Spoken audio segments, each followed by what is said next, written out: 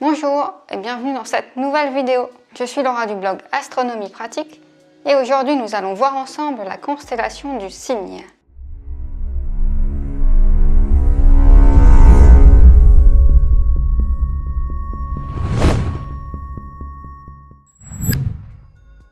Une des histoires raconte que la constellation est la forme que prit Zeus pour séduire Léda. Pour rappel, Zeus et Léda, c'est les parents des deux jumeaux Castor et Pollux de la constellation des Gémeaux. Découvrons comment trouver notre constellation du Cygne.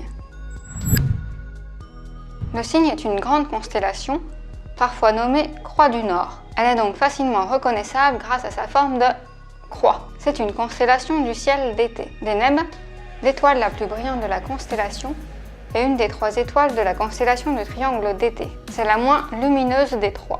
Elle se situe sous Céphée par rapport à l'étoile polaire. Une fois Deneb trouvée, près d'elle, vous devriez voir 3 étoiles brillantes alignées. Celle du centre fait partie du corps du Cygne et les 2 autres sont le début de ses ailes. D'autres étoiles moins brillantes forment le reste du corps, la tête et les ailes. Deneb est donc l'étoile la plus brillante de notre constellation. En arabe, Deneb signifie queue. Et oui, vous l'avez vu, Deneb forme donc la queue de notre oiseau. C'est une étoile variable intrinsèque de type pulsante.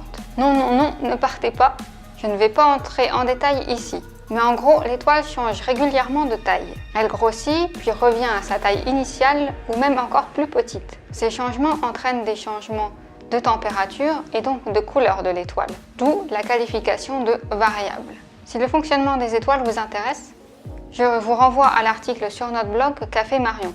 Je mettrai le lien dans la description de la vidéo.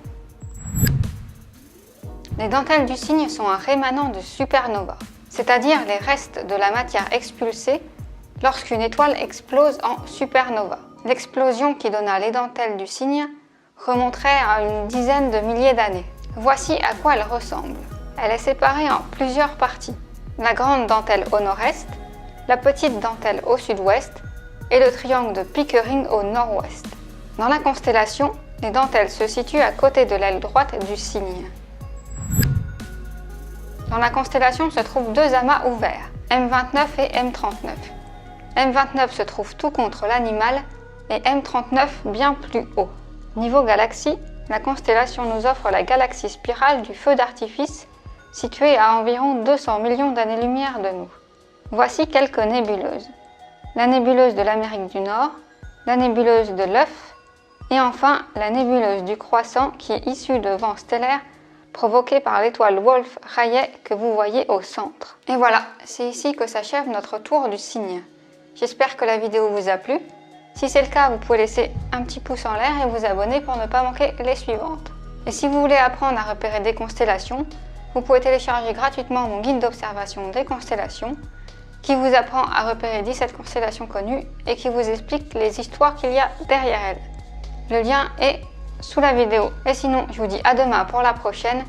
Et comme d'habitude, pensez à garder la tête dans les étoiles.